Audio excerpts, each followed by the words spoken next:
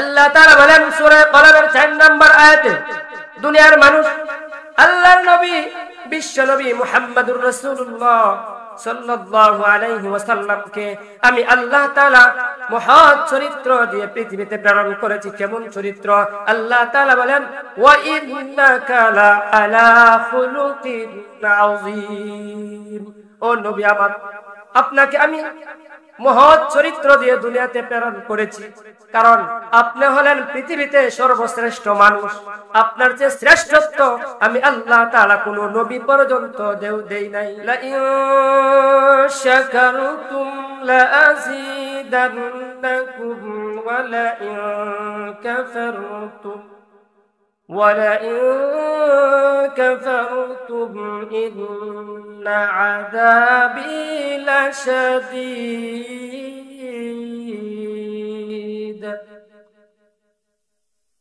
আমার আপনার রব পৃথিবীর সৃষ্টিকর্তা, তিনি বলেন দুনিয়ার মানুষ যদি আমি আল্লাহ তাআলার পক্ষ থেকে কোনো নিয়ামত পাওয়ার পর এই নিয়ামতকে স্বীকার করে আমি আল্লাহ তাআলার শুকরিয়া আদায় করে মালিক বড় মুহাব্বত করে দুনিয়ার বান্দা বান্দীদেরকে বলেন আমি তোমাদের প্রতি সন্তুষ্টির ঘোষণা করলাম, শুধু তাই নয় আমার শুকরিয়া আদায় করার কারণে আমি রব্বুল আলামিন তোমাদের নিয়ামতকে আরো বৃদ্ধি করে দেই। প্রকান্তরে কারো উপর আল্লাহ তাআলার নিয়ামত আসার পর সে অকৃতজ্ঞ করলো, মালিকের শুকরিয়া আদায় করলো না। রব্বে কারীম বলেন যদি এমন হয় আমার শুকরিয়া আদায় না করো, আমার কৃতজ্ঞতা না করো, তাহলে জেনে রেখো ইন্না আযাবি লাশাদীদ। আমি আল্লাহ তাআলা এমন এক রব, আমি যে রকম ভাবে তোমাদের প্রতি দয়া করি, আমার শুকরিয়া আদায় না করলে, কুফরি করলে, কৃতজ্ঞ না করলে, অকৃতজ্ঞ করলে আমি আল্লাহ তাআলার শাস্তি বড় কঠিন। সেজন্য আল্লাহ তাআলা আমাদেরকে মাহফিলে আসার সুযোগ করে দিয়েছেন। এই মজলিস হলো এত দামি মজলিস। দুনিয়াতে বিভিন্ন মজলিস হয়, মাহফিল হয়, সভা সমিতি হয়, আজকের এটাও হলো কোরআনের মাহফিল। দুনিয়ার মাহফিল আর আজকের মাহফিলের মধ্যে আসমান জমিনের চেয়েও আরো বেশি পার্থক্য।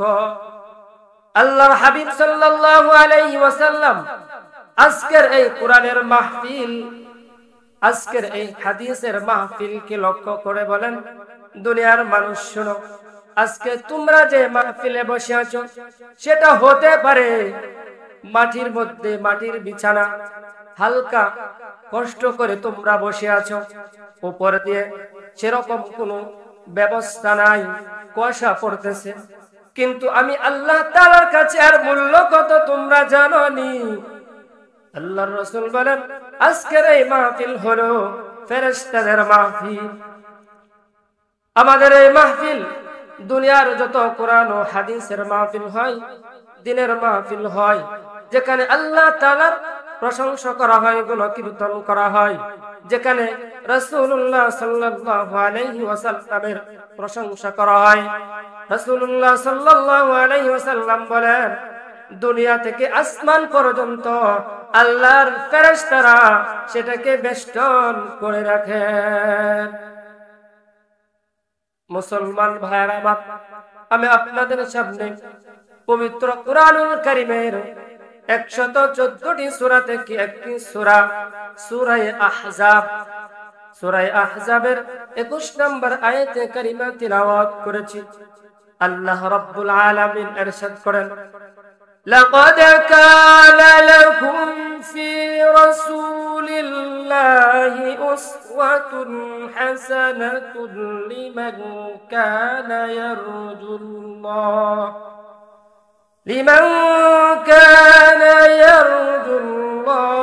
ওয়াল ইয়াওমাল আখির ওয়া যাকারাল্লাহা কাসীরা।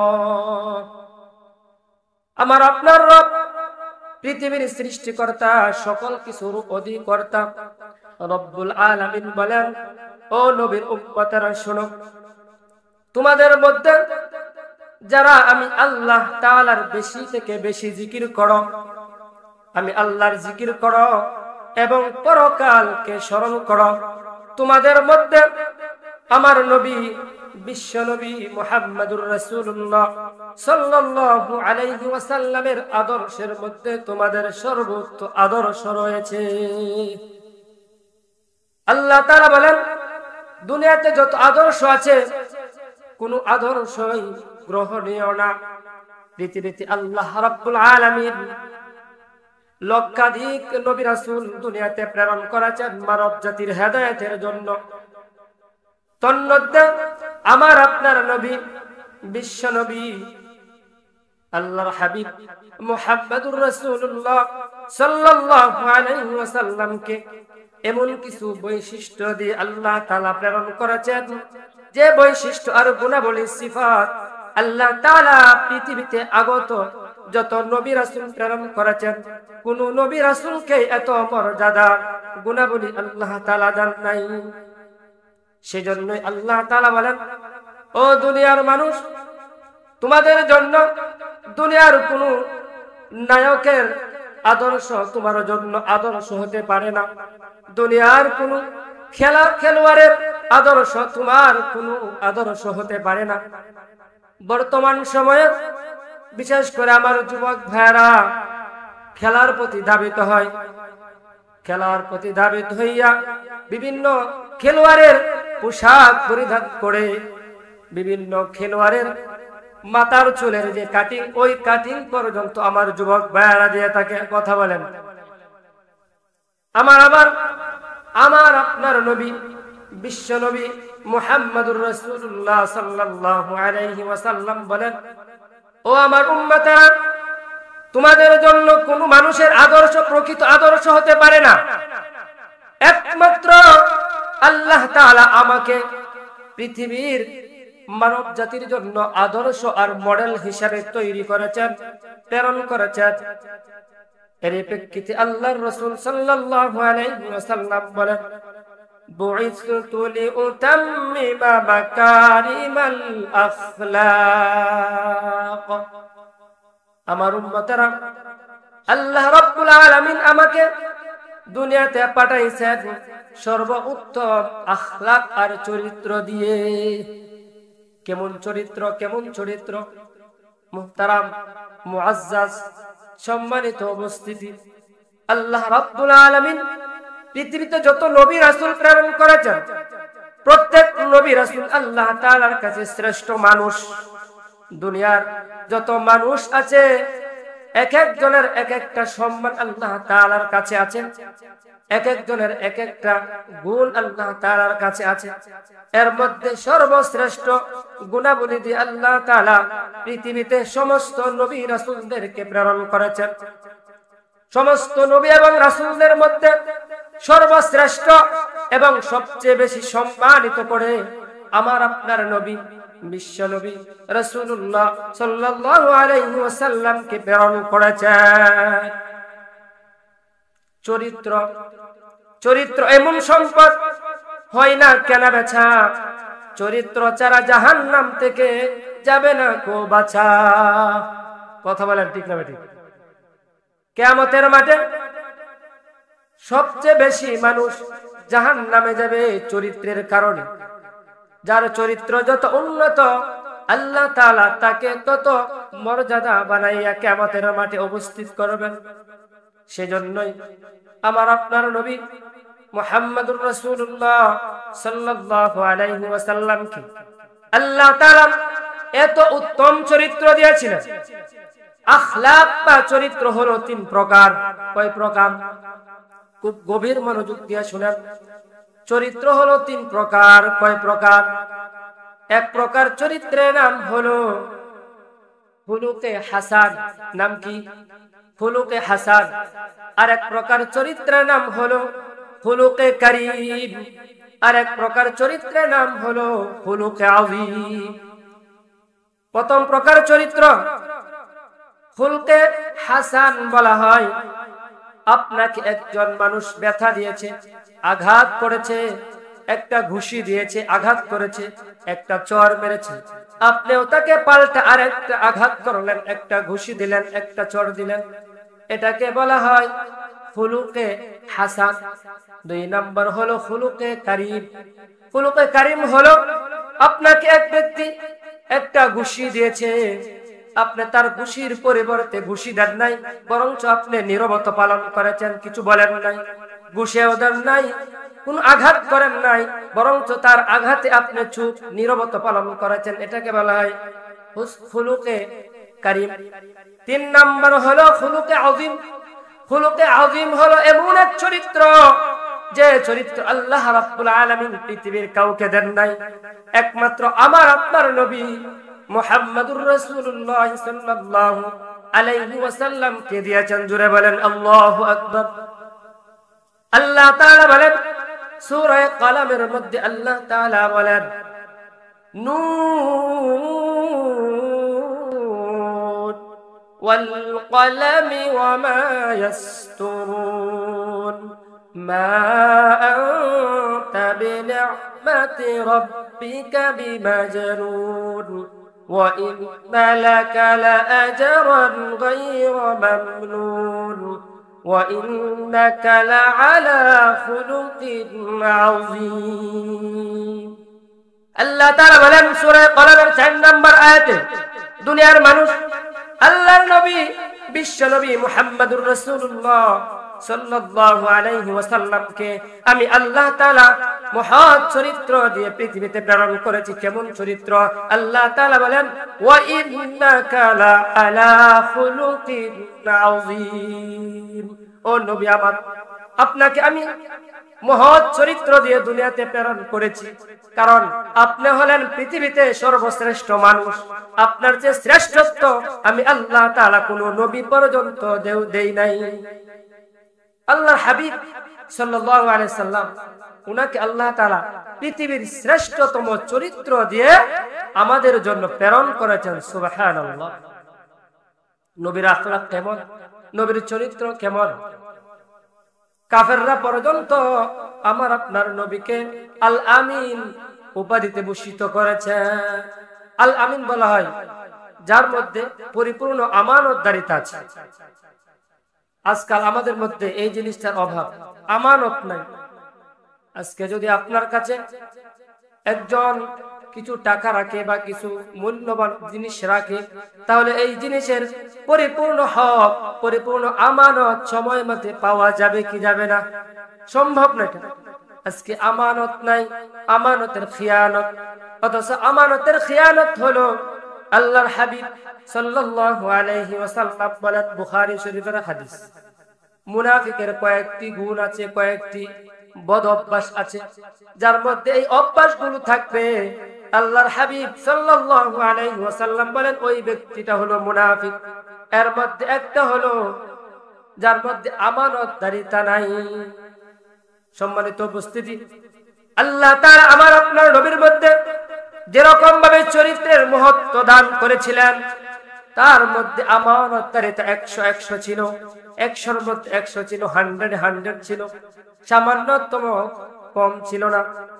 আল্লাহ তাআলা বলেন নবী আমার, পৃথিবীতে যত নবী রাসূল আমি প্রেরণ করেছি সবাইকে আমি উত্তম চরিত্র দিয়ে প্রেরণ করেছি, কিন্তু আপনাকে শুধুমাত্র খুলুকে আযীম চরিত্র দিয়ে দুনিয়াতে প্রেরণ করেছি।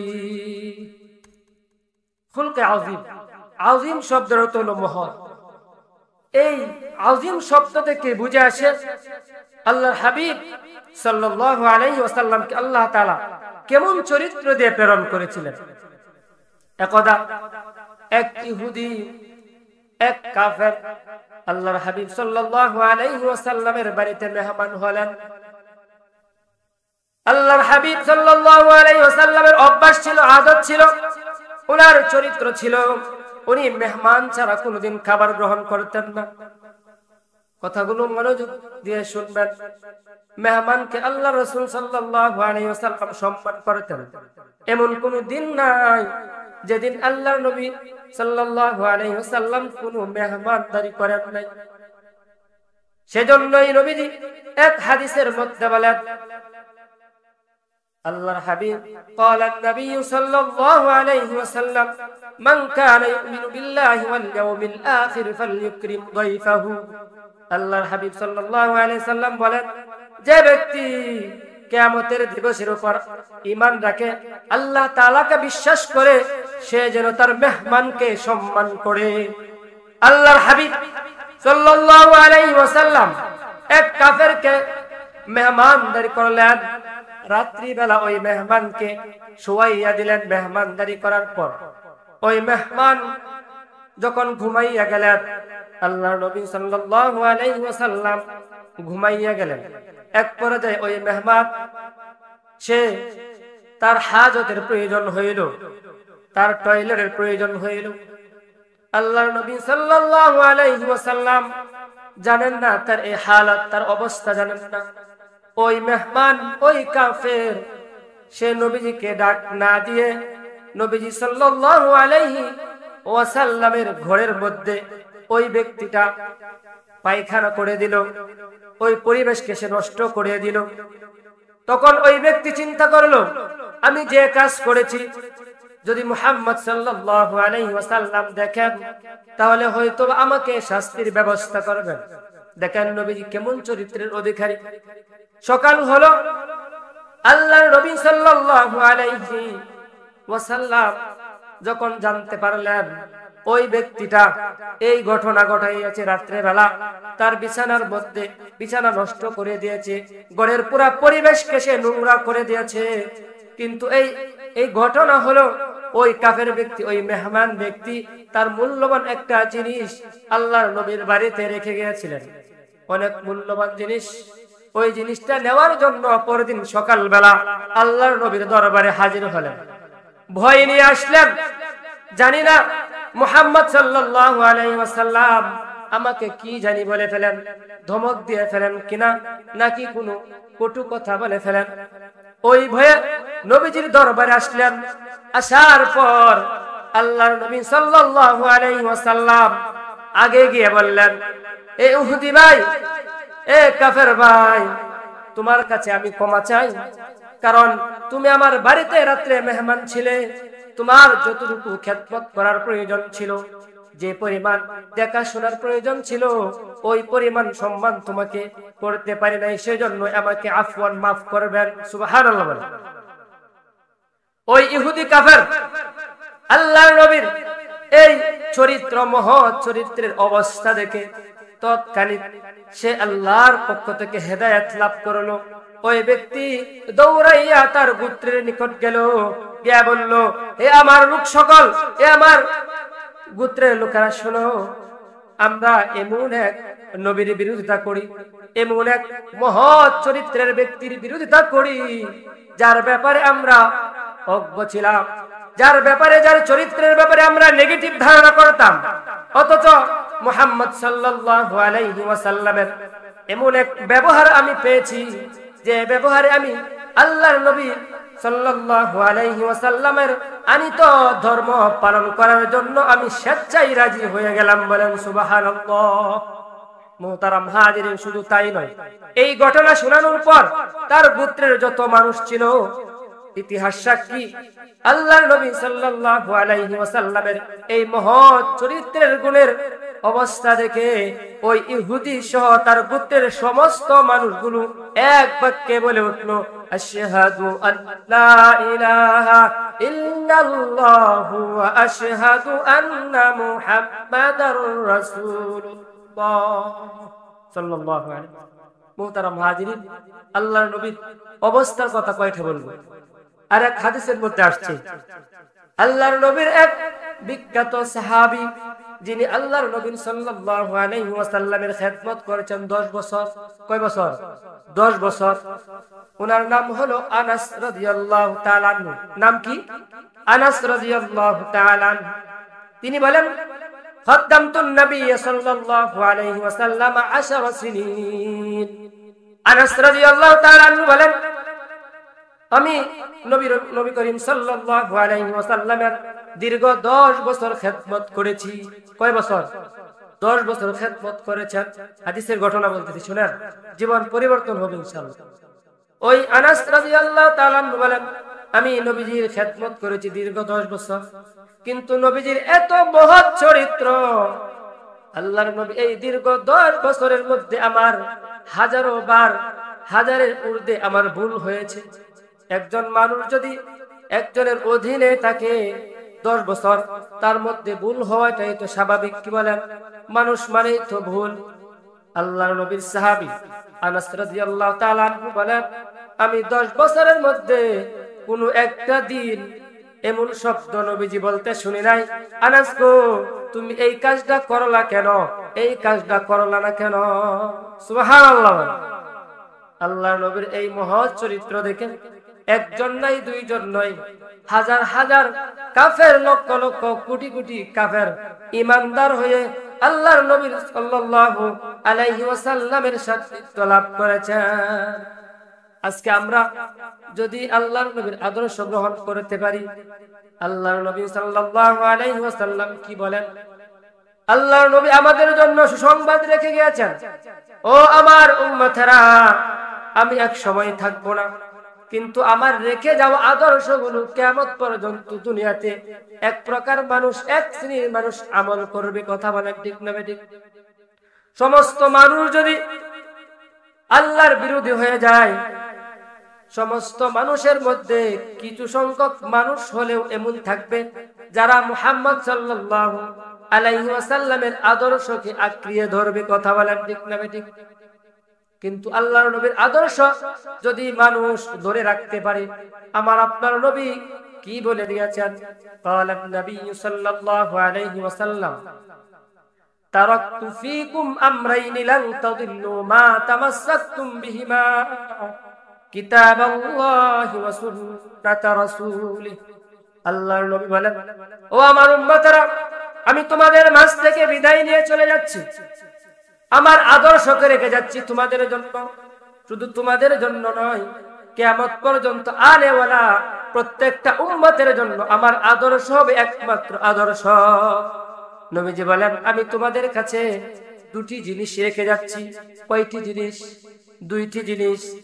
একটি জিনিসের নাম হলো কিতাবুল্লাহ, আল্লাহর কিতাব। নাম কি বলেন? কুরআনুল কারীম। নাম কি? কুরআনুল কারীম। এই কুরআনুল কারীম। আরেকটা হলো সুন্নতি রাসূলিহি, রাসূলুল্লাহ সাল্লাল্লাহু আলাইহি ওয়াসাল্লামের সুন্নাত। নবীজি বলেন, উম্মতেরা, আমি দুটি জিনিস রেখে যাচ্ছি, এই দুটি জিনিসের উপর যদি তোমরা দৃঢ় থাকতে পারো, যদি মজবুত করে ধরে রাখতে পারো, মৃত্যু পর্যন্ত আমল করে যেতে পারো, তাহলে তোমরা কশিনকালেও পথভ্রষ্ট হবে না, হেদায়েত থেকে তোমরা দূরে যাবে না। সম্মানিত উপস্থিতি, আল্লাহর নবীর চরিত্র ব্যাপারে কি বলবো?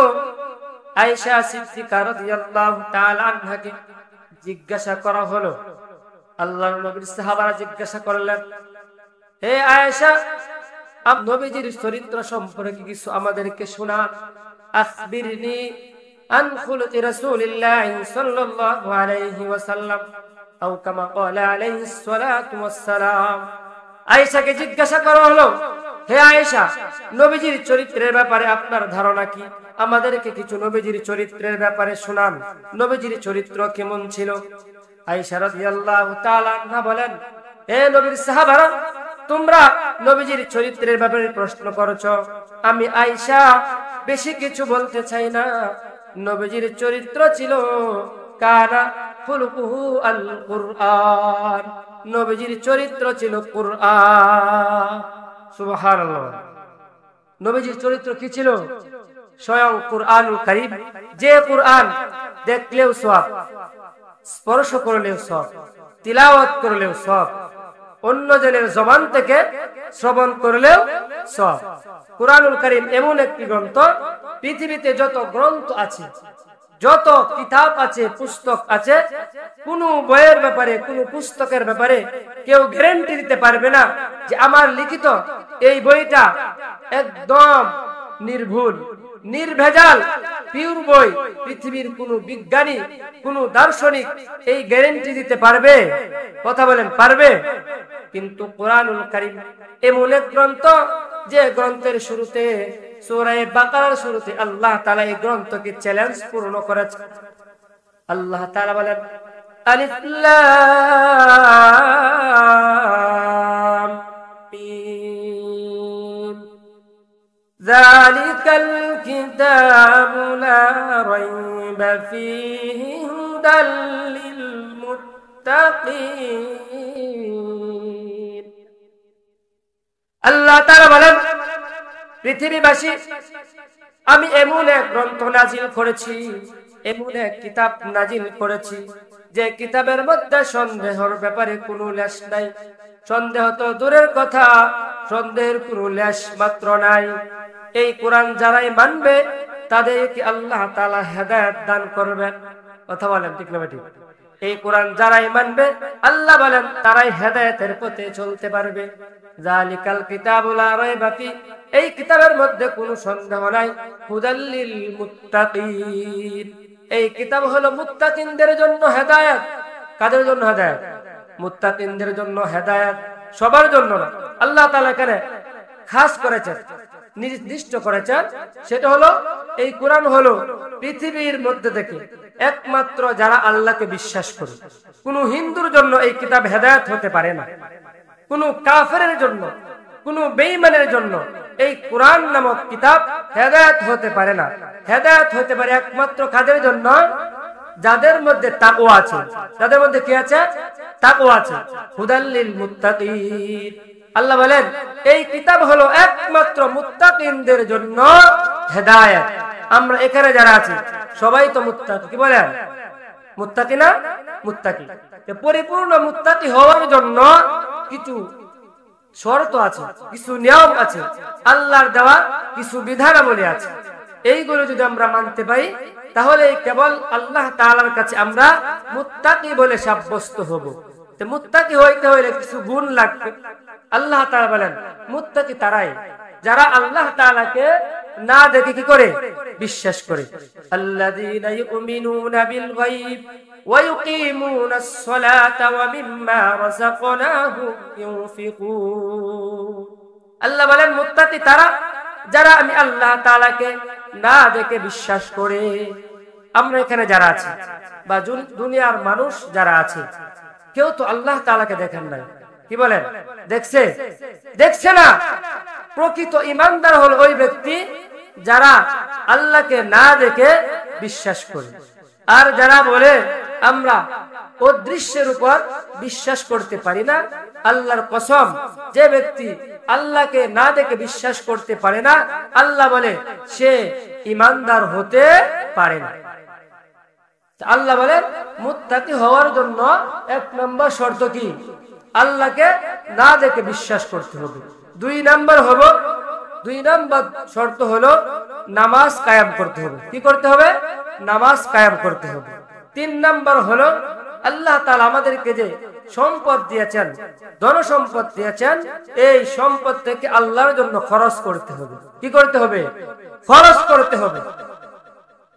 আমরা আজকে খরচ করতে চাই না, অথচ খরচ করা এটা আল্লাহর হুকুম। কার হুকুম? কথা বলেন না কেন? কার হুকুম? আল্লাহর হুকুম। আল্লাহ তাআলা বিভিন্ন জায়গায় বলেছেন, মুমিনদেরকে উৎসাহিত করেছেন খরচ করার ব্যাপারে। স্বয়ং রাসূলুল্লাহ সাল্লাল্লাহু আলাইহি ওয়াসাল্লাম বেশি বেশি দান করতেন, বেশি বেশি সদকা করতেন। হাদিসের মধ্যে আসছে আল্লাহর নবী সাল্লাল্লাহু আলাইহি ওয়াসাল্লাম বেশি থেকে বেশি দান সদকা করতেন। বিশেষ করে যখন রমজান মাস আসতো তখন তিনি চলন্ত বায়ুর ন্যায়, চলন্ত বাতাসের মতো তিনি দান সদকা করতেন। সুবহানাল্লাহ। আমাদের সামনে রমজান মাস আসতেছে। কে আসতেছে? রমজান মাস আসতেছে। এটা হলো ইবাদতের মৌসুম। কিসের মৌসুম? ইবাদতের মৌসুম। আমরা বর্তমানে যে মাসটিতে অতিবাহিত করতেছি, যে মাসকে আমরা অতিবাহিত করছি, এই মাসের নাম কি? আরবি মাসের নাম কি? কথা বলেন। নাম কি? রজব। নাম কি? রজব মাস। এই মাসের পরের মাস হলো শাবান মাস। এরপরে আসতেছে মহামান্বিত মাস, কুরআনুল কারীম নাজিলের মাস। আপনারা বলেন এই মাসের নাম কি? রমজান মাস। যে রমজান মাসে আল্লাহ তাআলা কুরআন নাজিল করছেন। কি নাজিল করছেন? কুরআন নাজিল করছেন। তো এই মাসের জন্য প্রস্তুতি নেওয়ার জন্য আল্লাহ নবী সাল্লাল্লাহু আলাইহি ওয়াসাল্লাম সাহাবা একরামকে বলতেন রজব মাস থেকে এই মাসের প্রিপারেশন নিতে, প্রস্তুতি নিতে। আল্লাহর নবী স্বয়ং প্রস্তুতি নিতেন এবং সাহাবা একরামকে বলতেন। এবং কিতাবের মধ্যে আসছে একটা দোয়া আল্লাহর নবী শিখিয়েছেন আমাদের। আল্লাহর নবী বলতেন আল্লাহুম্মা বারিক লানা ফি রজব ওয়া শাবান ওয়া বাল্লিগনা রমাদান।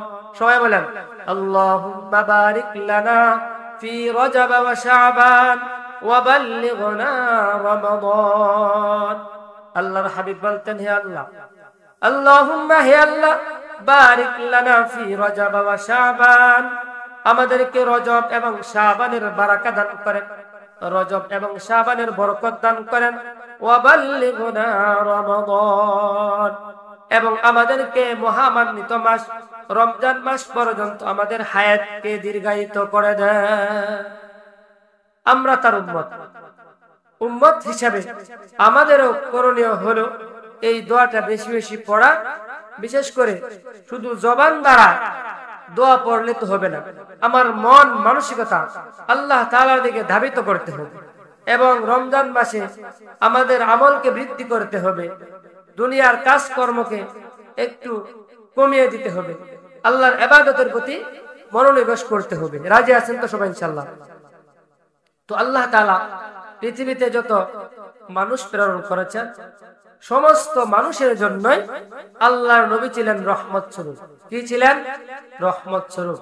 শুধু তাই নয়, এই দুনিয়ার জন্যই নবীজি শুধু রহমত ছিলেন না, বরং দুনিয়া এবং দুনিয়ার পরবর্তী আরেকটা সময় আছে, যে সময়ের যে জীবনের শুরু আছে শেষ নাই।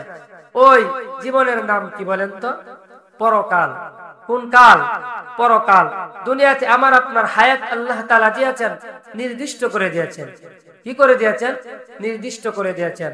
আমার আপনার হায়াত যখন শেষ হয়ে যাবে আল্লাহ তাআলার পক্ষ থেকে ডাক আসবে, আমাদের কাহারও ক্ষমতা নাই এক মুহূর্ত দেরি করতে। কথা বলেন, আমাদের সাহস আছে? কোনো সাহস নাই। সেজন্যই আল্লাহর নবী সাল্লাল্লাহু আলাইহি ওয়াসাল্লাম বলেন আল কাইয়িসু মান দানা নাফসাহু ওয়া আমিলা লিমা বা'দাল মাউত। এই দুনিয়াতে আমার উম্মত আছে অনেক, এই উম্মতদের মধ্যে সবচেয়ে জ্ঞানী এবং বুদ্ধিমান উম্মত হলো যে দুনিয়াতে তাকিয়া পরকালের জন্য নেক আমল করে। আল্লাহ তাআলা নবীজিকে দুনিয়া এবং আখিরাতের রহমত স্বরূপ প্রেরণ করেছিলেন। আল্লাহ তাআলা বলেন ওয়ামা আরসালনাকা ইল্লা রাহমাতাল লিল আলামিন।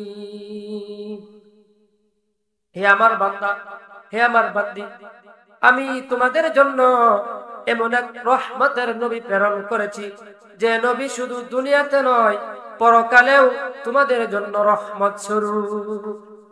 আমার আপনার নবী আমাকে আপনাকে ছাড়া জান্নাতে পা বাড়াবেন না, বলেন সুবহানাল্লাহ। আমাদেরকে নিয়ে যাবেন নবীজি, ওয়াদা করেছেন। সেজন্য নবীজি ওয়াদা করেছেন, আমাদের কিছু শর্ত মানতে হবে। এক নম্বর শর্ত আল্লাহর হুকুম মানতে হবে। দুই নম্বর শর্ত আমাদের নবী যেভাবে আমাদের জীবনকে পরিচালিত করার জন্য বলে গিয়েছেন ওইভাবে আমাদের জীবনকে যদি পরিচালিত করতে পারি তাহলে কেবল আমাদের জন্য নবীজি সুপারিশ করবেন। আল্লাহ তাআলা আমাদের সবাইকে যেন নবী করিম সাল্লাল্লাহু আলাইহি ওয়াসাল্লামের শাফাআত নসিব করেন। জোরে বলি আমিন।